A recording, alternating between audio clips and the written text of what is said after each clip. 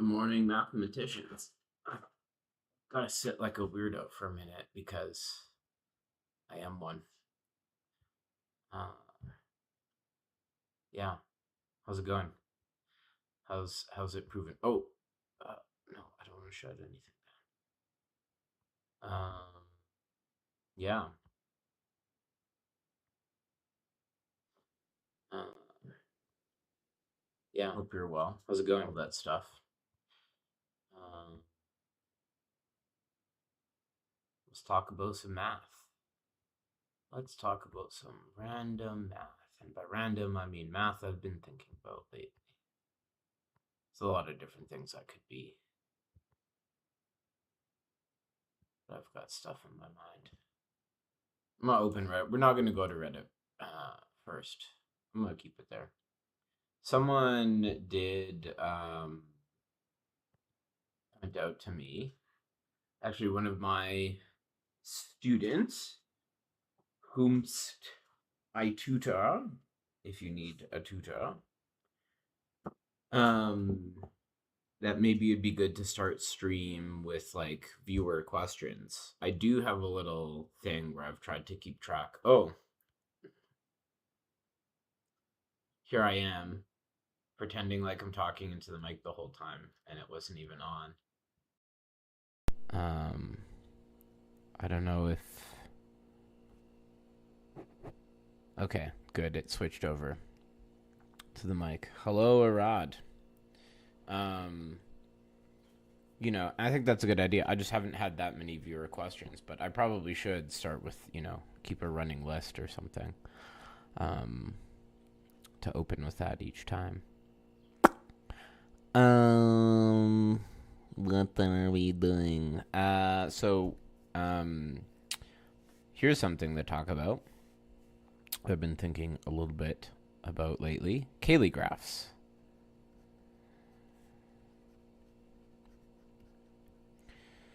Some time ago you claimed here that G2 is the only exceptional group with explicit construction. Yeah, that is false. That is, I think that's completely false.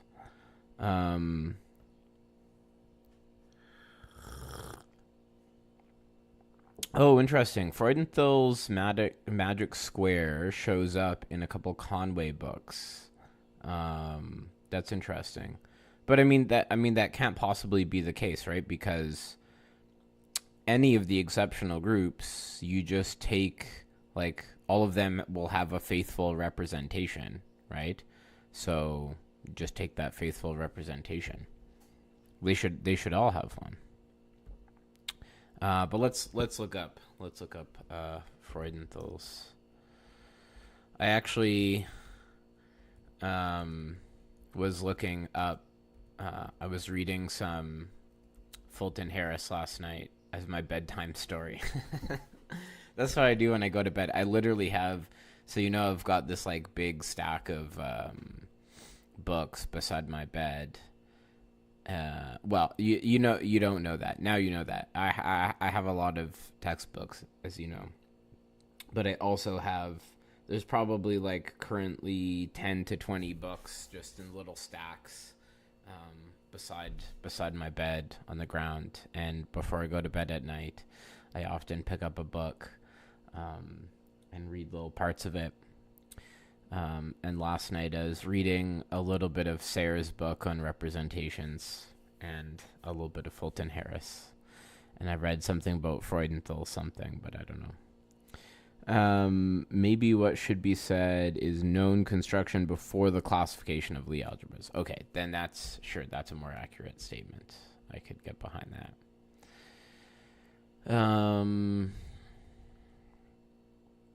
Special array of Lie algebras. 3 constructions give this square. Bayes magic? Hell yeah. Atiyah magic?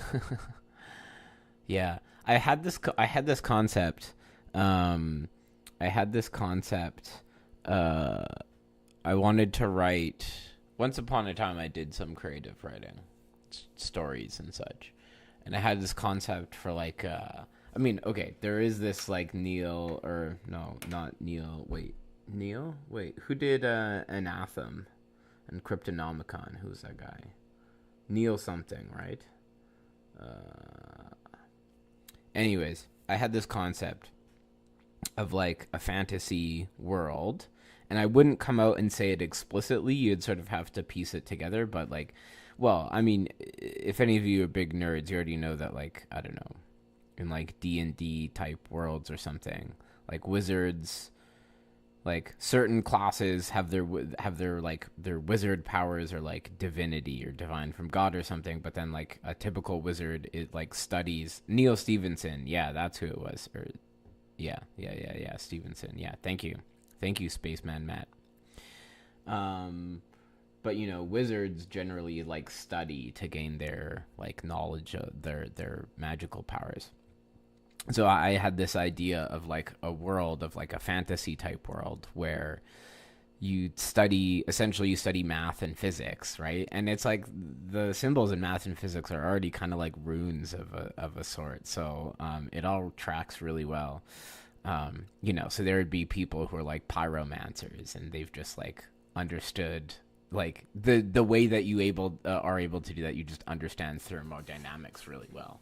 And then like somehow in this book, in the plot, you would discover that like yeah, I mean, it would somehow be like you would maybe start off thinking, oh, it was just like some sort of fantasy world, but later you would realize that it's some sort of actually like post-apocalyptic version of our world. Which maybe I shouldn't say anything because spoilers for certain stories, but there's certain popular stories that's like. I'm thinking of one in particular by Stephen King, but and then yeah, it's like through that also you discover it's like, oh yeah, we just eventually got like so good at math and physics that like individuals, it was like if you just knew the right equations, you could like bend air and stuff, and I don't know. At least this world exists in my head, and I can think about it and appreciate it.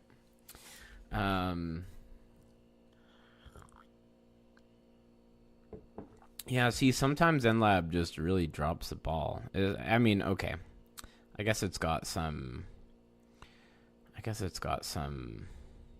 links, but let's see what Wikipedia has for us.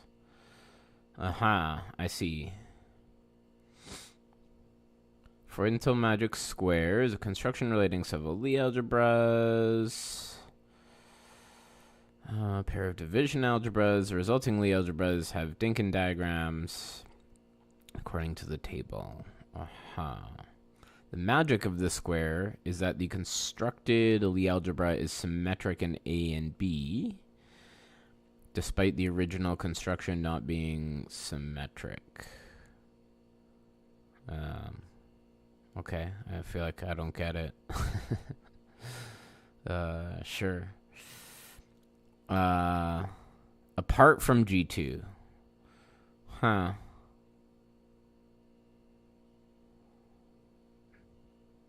And justifies that the exceptional Lie groups all exist because of the octonians. That's interesting.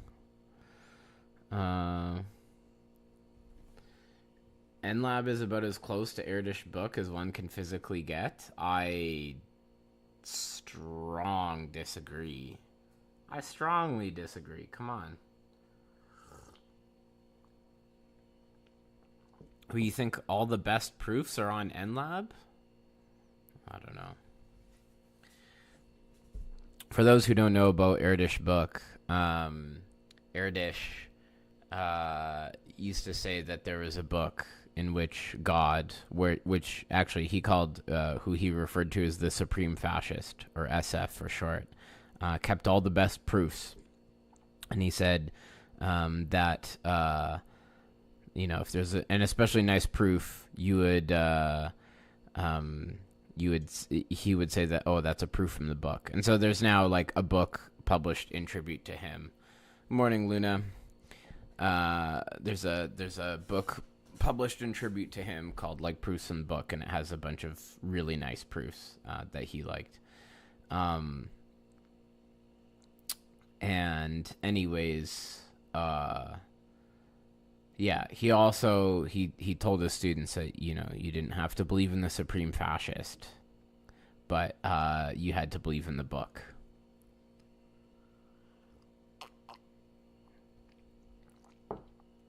I would not say NLab is as close to the book as one can physically get. I mean, first off, there's a book called Proofs from the Book.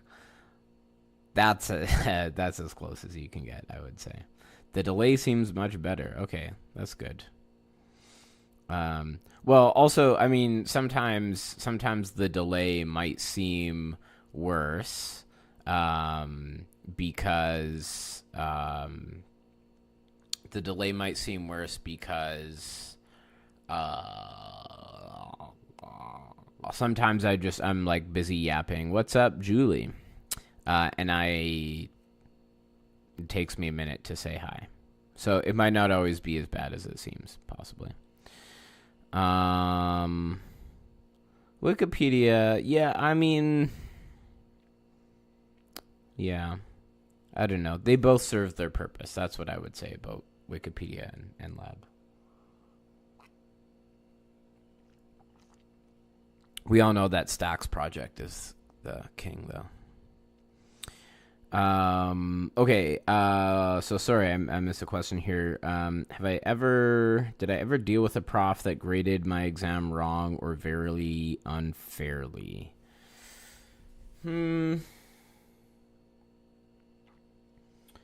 No. I mean, I've tried to go and get marks back on questions before, sure. And sometimes it's worked, sometimes it's not. But, I don't know. I just always, yeah, I don't know. To me, if it's like that's the level that they're grading at, then that's the level I have to perform at. So, yeah. Yeah. What does it mean for a prof to grade unfairly? And how do you know that they're grading unfairly? Also, keep in mind, I have high standards when I grade students' work. So, I don't know if you want my opinion on these things. But that's also the case. I've had professors that were much more strict graders than others. But then I just said, okay, I have to be that much better. And I think that's the better attitude to take. I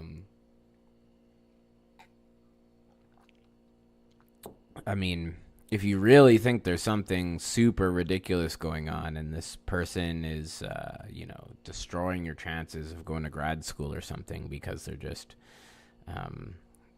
giving you something impossible, I don't know, then maybe there's something there. But, yeah. Yeah. It could also be, yeah, I don't know. I have a lot of opinion. I mean, so look, it could definitely be the case. I mean, maybe you're asking the question because you feel that this has happened to you, and it could be very legitimate. But I also think there's a lot of students I've encountered that don't know what real or appropriate grading is like, and what a rigorous proof should be. And then, they experience more technical, precise grading, which is certainly not the most technical or precise grading that could be experienced out there. And then they go, oh, wow, yeah, this is not fair. This is way too... And it's like, wow, this is the game. This is the game that you came here to play. I don't know. Don't listen. I have a very particular perspective on these things, so I don't know. You can see the latency in my on-screen chat. Wait, you can see the latency? How can you see the latency though? Oh, right, of course, because you see the. Oh my god. Yeah.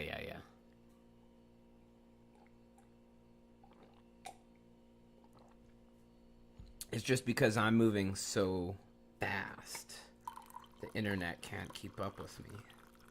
I'm on a whole other level of existence over here.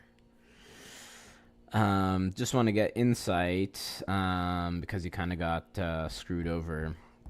Yeah, I mean, ask for a reread. Ask for a reread. Although I would before you do that, I wouldn't ask for just a blanket reread, like, unless you really think like everything was misdone. But what I would do is like maybe go to particular places that you lost marks, and like think about why you think you should have those marks, and sort of come prepared with a justification, and come prepared to talk with the professor, but also stay calm and open-minded, right? So like, for example, certainly I myself on tests or exams before have gone to how many I drink one of these a day. I drink one of these a day, and then maybe later I'll go have some green tea or something. That's pretty typical. The green tea is not typical. I have one of those each day. As soon as it's done, office hours are done. But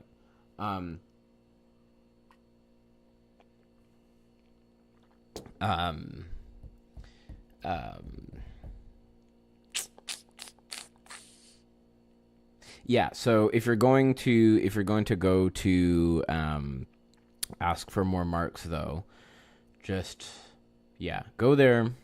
Even if you think it's unfair, don't get riled up. Keep an open mind. You could be mistaken, right? That you could just have an incorrect sense of what is or isn't fair in this subject, and go but also come prepared with some justification. Say, I think I deserve more marks on this question because do, and like lay out some examples. It's like, well, I actually did show this part here, right? So like if they actually, so for example, one thing definitely you should get marks back on is if they claimed you didn't do something and you actually did it, right? So you point out to them, oh, I actually showed this in paragraph 1 or something, right? So that's a very clear-cut example where you should get a mark back, right? But if there are certain things, like if the professor wrote that, like, -1 mark for not showing that, this map is a homomorphism or something. You didn't show that it respects multiplication, and you just didn't write it because you thought it was obvious or something. I mean, then in that case, I don't know what can be done, right? In that case, I don't think you're going to really make progress because it's clear that the professor expected you to do that in the proof and you didn't do that in the proof, right? So with that sort of thing in mind, like, carefully go through those, really look at the ones that you really do think you deserve more marks on because you do think you provided a certain amount of justification for, and then go have a discussion with them, keep an open mind, keep it conversational, and hopefully you do at least get a few marks back. There was feedback saying you didn't show a certain case for proof, and you showed the case on the next page. Okay, yeah, so exactly. So that would be a clear-cut example, and that's something that happens too. Also, like, I've graded thousands of exams and homeworks now at this point in my life, and yeah, sometimes I miss stuff, especially when it's like I've got things I'd rather be doing, and I'm going. I mean, I do try and go fair and carefully and slowly, but I am also a human, and sometimes I run out of coffee and I miss something. So yeah. It's also just that they miss something. And so, yeah, that's a clear-cut case. I think you've got good grounds to get that mark back. You can go and say, hey, look, it was on the other page. Yeah. As a pro tip, so 100%, I think you're in the right there with it being on the other page. As a pro tip, though, if you're doing other pages or something, It can be helpful to your reader just to make sure these misunderstandings don't happen. If you put an arrow that say it's on next page, or maybe you make a claim and then you put in parentheses like proved on next page, or a little star, and at the bottom you put the star and you say proved on next page. Just these little things can make it helpful and avoid these sorts of things in the future. Not the end of the world, because of course you reviewed your exam. You actually, unlike a lot of students, you actually looked at the feedback you got and you noticed, hey, they missed something, so you can go and bring it to their attention. Okay, there's a whole bunch of stuff back here in chat. In your experience, professors are very able to talk about this stuff. Yeah. What's the most unfair way to grade a ring then? Probably and give it an uncountable grading. Actually, no, that's kind of cool.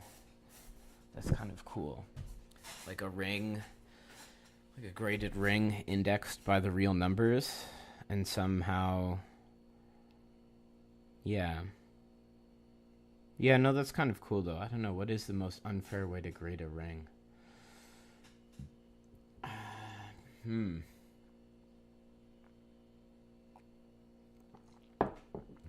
Graded rings are always fair. How about that? You met a stochastic analyst during category theory. Studying category theory on the bus a few days ago. That's cool. We love to see our transdisciplinary homies out there in the wild. Did you actually meet them on the bus, or were they studying it on the bus? He was studying it on the bus. Hell yeah. Why don't I meet more people on the bus studying random math? That's so awesome. Best bus ride ever. The wheels on the bus go round and round. Am I right? Am I right, chat?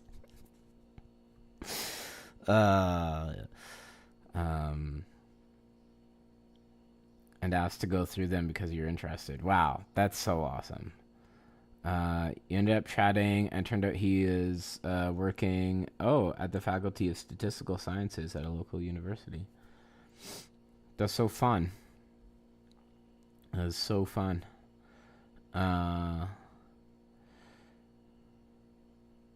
Came to you for a Hindu goddess in a dream. Yeah.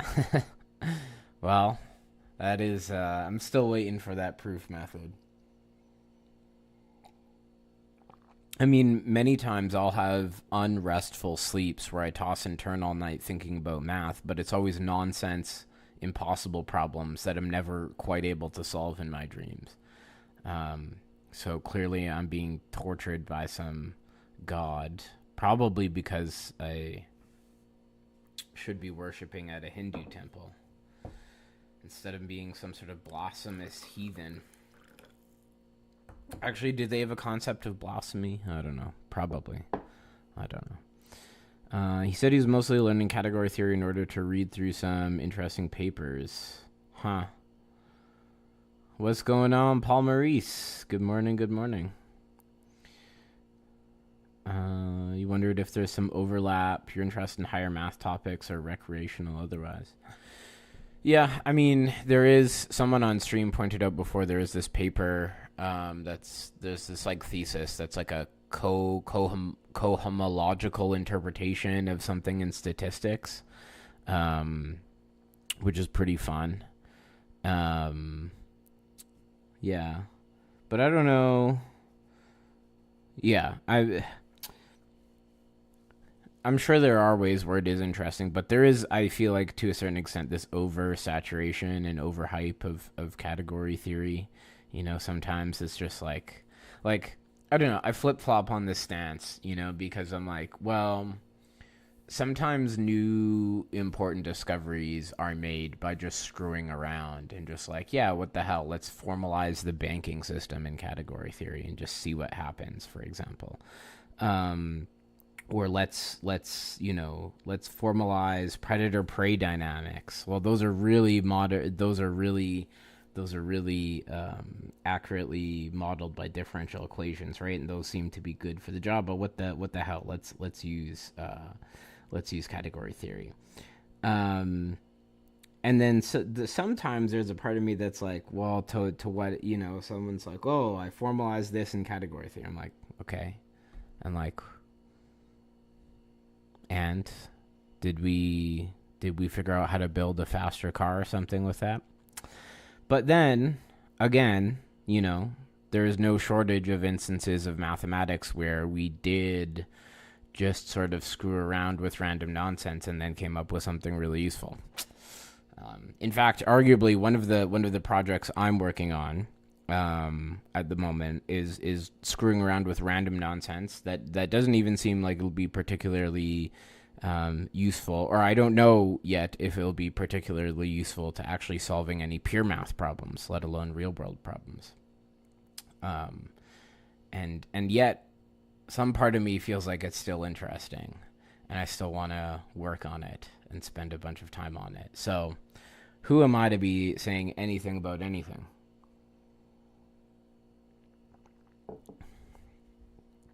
Yeah, Topos Institute has YouTube on category theory and data science. Yeah, and the thing is I just don't know. Like, on one hand, it's exciting and it's interesting. I certainly like the idea that I could switch to being a data science and be doing topos theory. But wait, what the hell? Hang on, what the hell is SP1? What is SP1? What is SP1?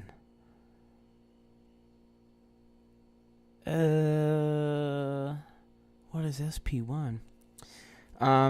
You just saw me in your recommendation, so what exactly do I do? Well, I do a lot of things on this channel.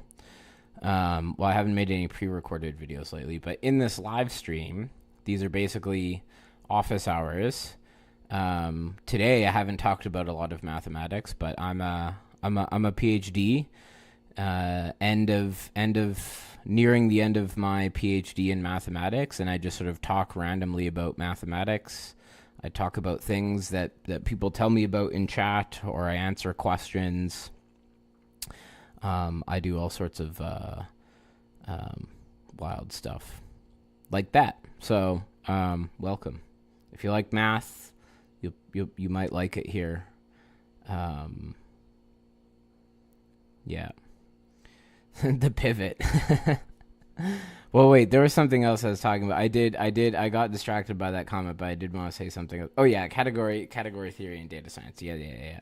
But then I'm like, well, but has it been usefully applied? Has any data scientist actually like tangibly made their life better, their work better with it? That's not to say we should give up on such an endeavor. But yeah, can anyone? Oh, probably U1. Why would you call U1 SP1 though? That's so weird. Wait, why is there SP3? Why is there SP odd numbers? Am I crazy? SP should only ever be even. Am I crazy? I must have lost my damn mind.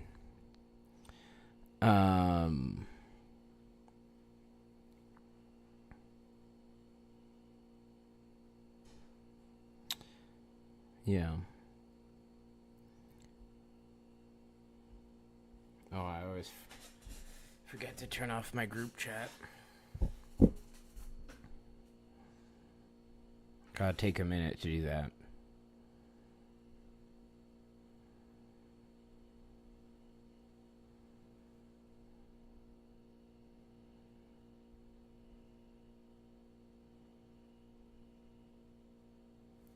Okay.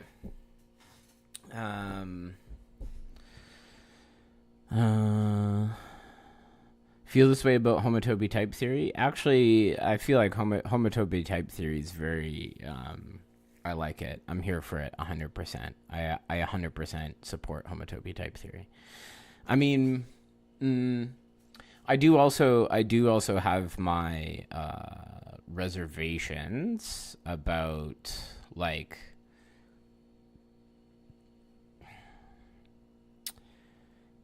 because it's still okay, because here's the thing. We abusively do things. Well, I don't do this. I even like personally, I still, even if something is like, if A is defined somehow but it's isomorphic to the trivial group, I will not write equals. I will write isomorphic, because for me, when I write 0, even though yes, it's like, a what's the word, terminal and initial, it's a 0 object in the category, right?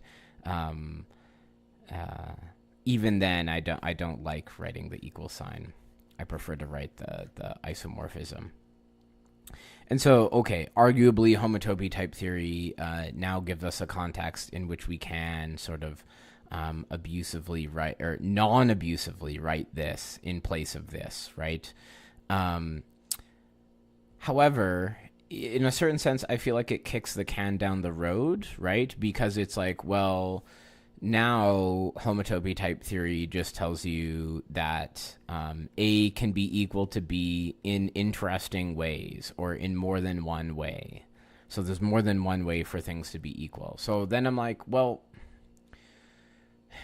like, I do think it is an interesting perspective on defining equality. And like, there is this paper I keep shilling of Iwahori, where he makes this argument, sort of from logic and like the idea of like indiscernibles or whatever, that I'm very convinced by. That's like a good argument for taking like the univalence axiom. But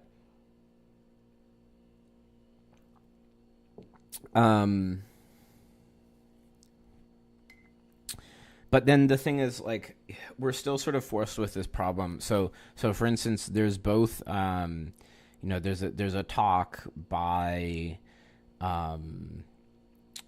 Andre Bauer, who Bauer. I should know.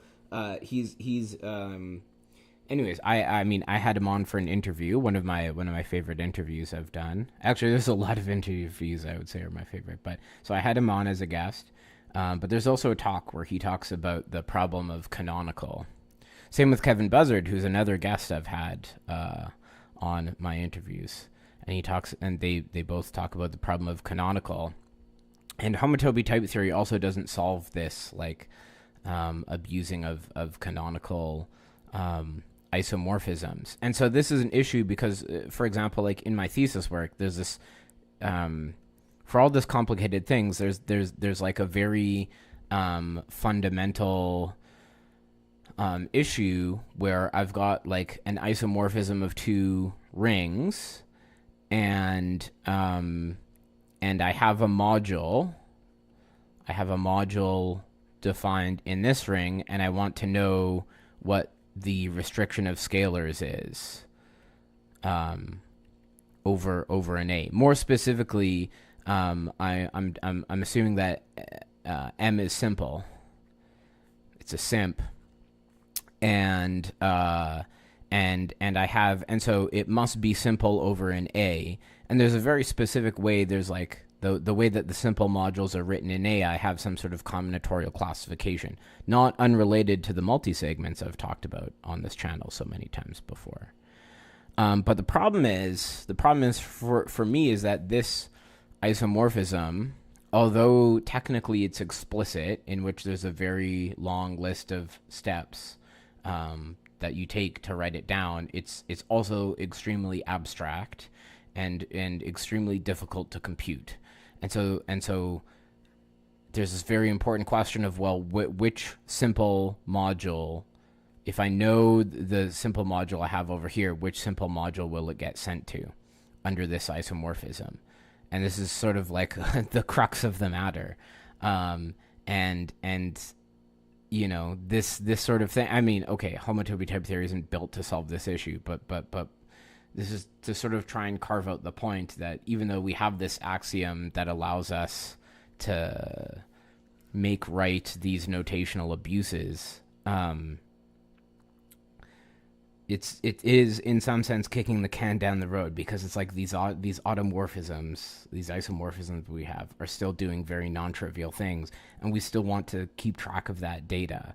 And so it's like, okay, that's an interesting form of equality, but then we're also just changing what equality means. In some sense, we're almost just defining it. Okay, this is not what's actually happening, but in some sense, we're just defining it to be isomorphism, and then it's like, well, okay, but we already had the concept of isomorphism.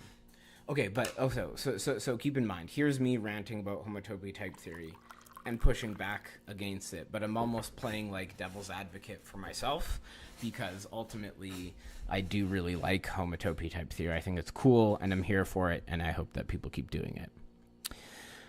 There's probably a lot of stuff that's happened in chat while I was yapping. Oh yeah, there's so much stuff that's been going down in chat. Okay, well, I'm going to scroll up and start at the top. You're in your company's AI team, yet work with almost nothing considered in the AI current hype cycle. Interesting.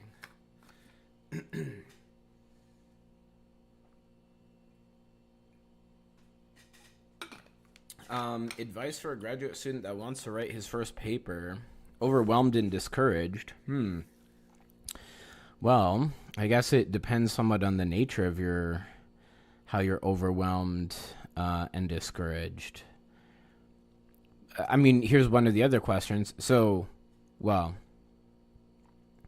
yeah, I don't know. There's a lot to discuss here. Like, where's your supervisor in all of this story? And you want to write your first paper. I mean, that's great. You know, you should be wanting to write your first paper well before grad school even. But,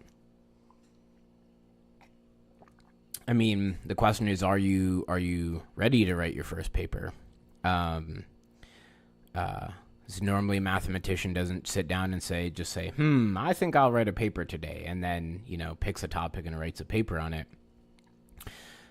You sort of have to sink into an area first and get a sense and really understand the area and the papers and the problems, and go from there. And in theory, your supervisor should be guiding you towards a paper and a topic, and they should be helping you to figure out what you need to learn, what tools and definitions and stuff you need to learn in order to start making progress on that.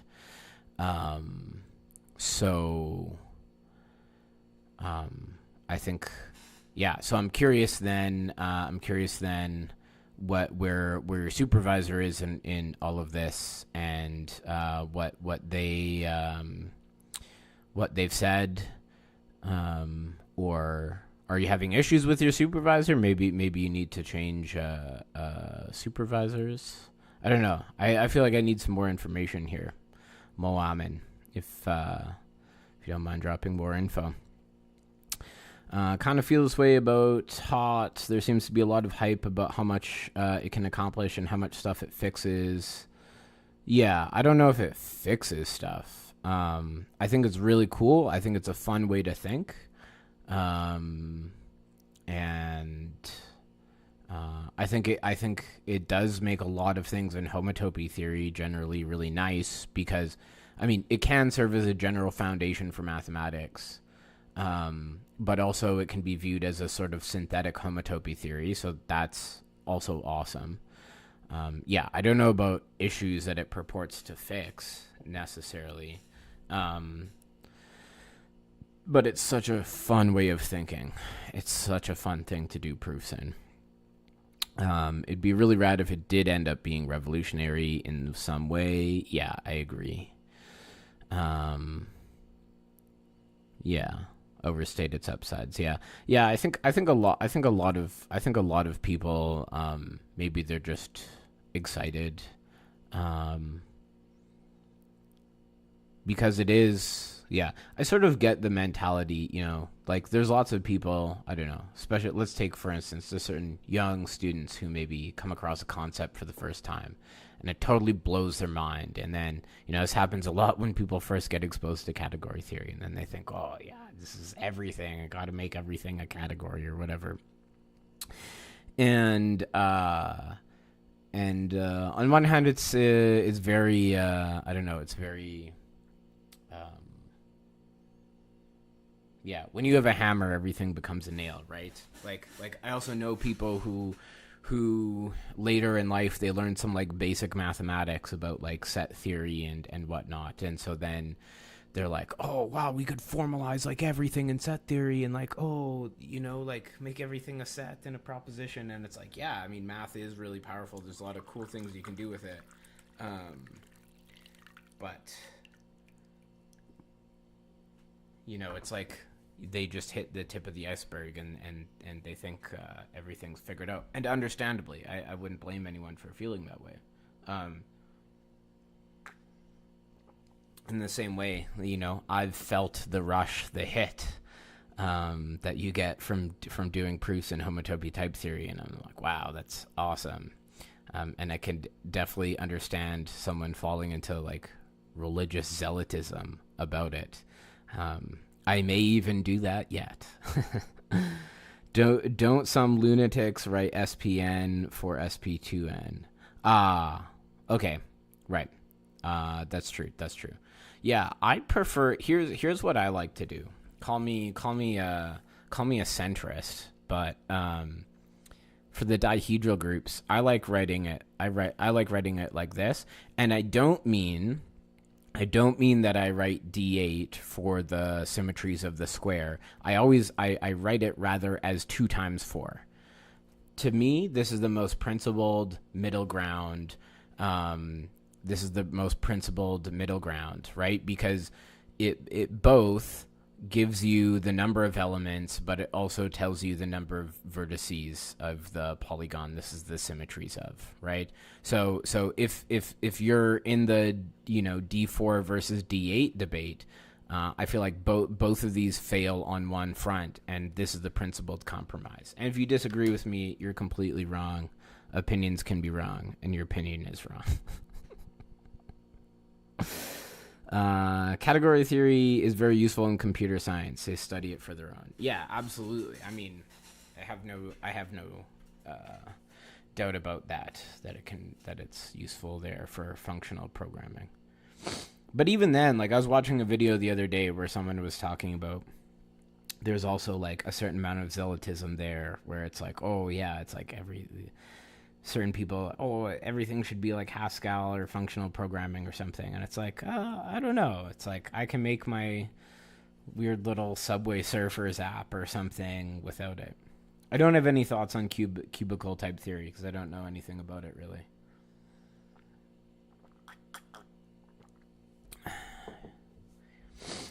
A equals 0 is when the only case is you can excuse equality.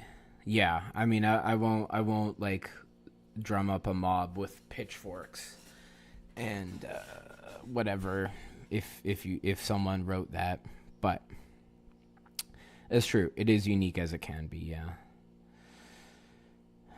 What do you mean the trivial group is only defined up to isomorphism? What do you mean by that? It's not.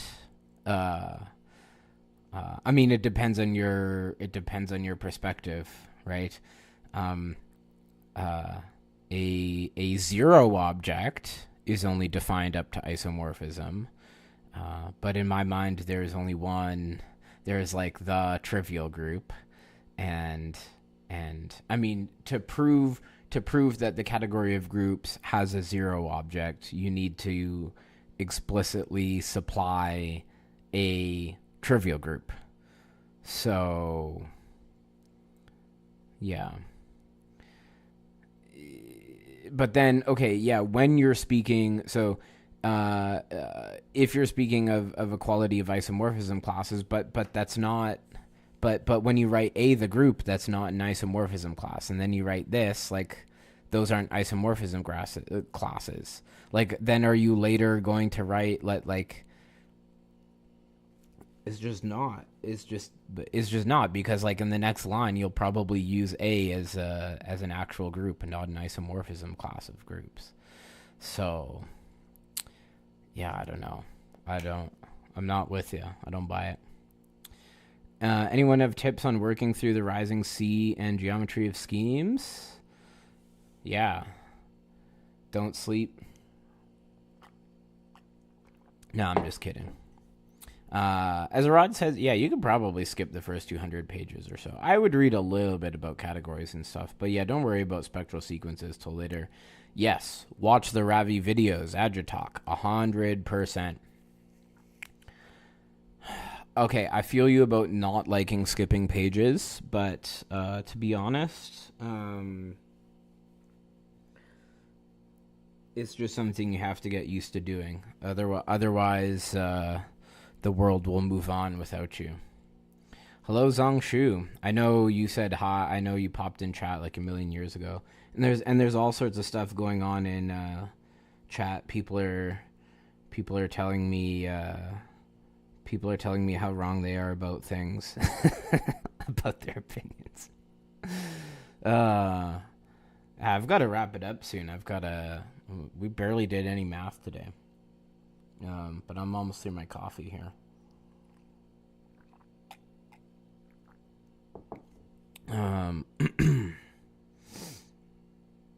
Did Bauer motivate my interest in constructive math? No, rather my interest in constructive math motivated my conversation with Bauer, actually. Other way around. Yeah. I've got to rewatch that interview. I'm going to go back rewatch that interview. It was a good one. Out of interest, if the answer is not too lengthy, what Kring are A and B? Oh, yeah, from what I was talking about before. Basically, they're both Hecke algebras. They're both instances of affine Hecke algebras. But the case of A is written in sort of the more typical form as being attached to, I am thinking of it as the dual group of a p-adic group, but as attached to some semi-simple. Actually, it doesn't have to be semi-simple, but whatever. Some complex Lie group. And so it's given in terms of it's giving Hecke. It's giving Hecke. It's generated by these things where you just have some abstract generators attached to elements in the Weil group. And these other generators are attached to characters or co-characters, whatever way you want to think about it. I guess characters is the way I'm thinking about it.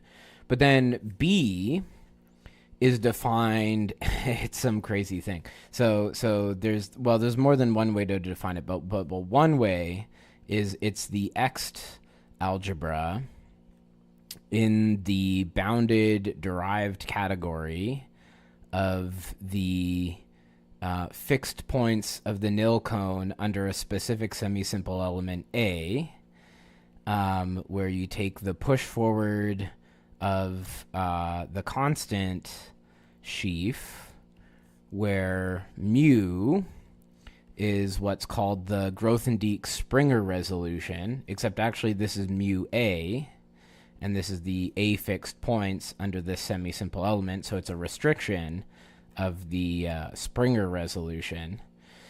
And really, when I write 1, what I mean is it's the complex of sheaves defined by the property that its restriction to each connected component of n tilde A is the constant sheaf on that component shifted in the dimension. So that's what B is. And it has an algebra structure given by the what is it called, the Yoneda product. Yeah. So that's a crazy beast I'm trying to compare it to. Has it been used to prove anything new in homotopy theory, or is that not the point? I do think yes. I don't know. I'm not so sure. I'm not so sure.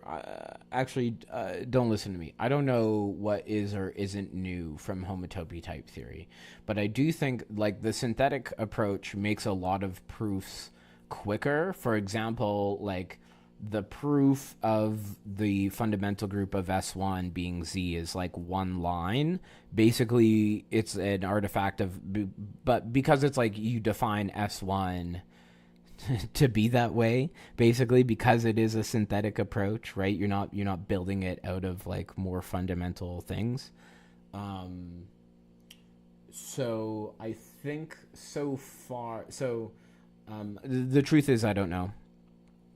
I suspect yes, but I suspect yes. The way that it's done it is it's just made a lot of proofs easier and quicker because we're taking the synthetic approach. So I think in a certain sense it makes more things possible.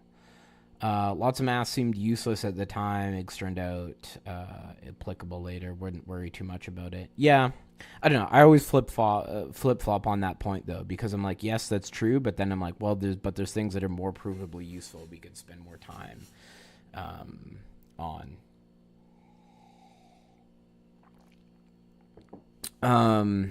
Yeah, there's so many questions. I don't know. I don't know if I'm gonna answer them all. I might.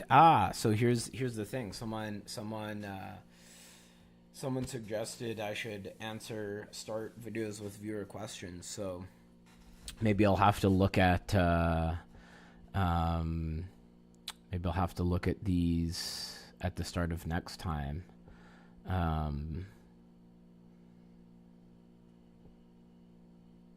The refers to object up to isomorphism. Fixed skeleton. I'm gonna be sick. I'm gonna be sick, Matrone. I'm gonna be sick. Fix a skeleton. Oh, but okay. You're back in my good books because of your silly pun. That is a heck of a cring. You're right. All right. We're good now. We're good. Math is a very social activity. Yeah. Imagine actually doing math instead of talking to people about doing math. Cringe. Yeah. Well, let's all go be cringy. Oh, Charles, sorry, you've got an actual math question. I will try to remember to talk about this tomorrow. I'm gonna log off. How do you find the condition for orders? So that sending xi to yi is a homomorphism if G and H are cyclic groups. Oh, that's such a good question. Yeah, I'm going to try to remember to open with that in tomorrow's office hours. And then maybe I'll do Iwahori-Hecke algebras. I already have talked about them, Zhang Shu. So if you go back, if you look at some of my office hours from like the last month or so, you should find some with like Hecke algebras in the title. There's explanations in there. You're wrong about most things. Welcome to math, baby.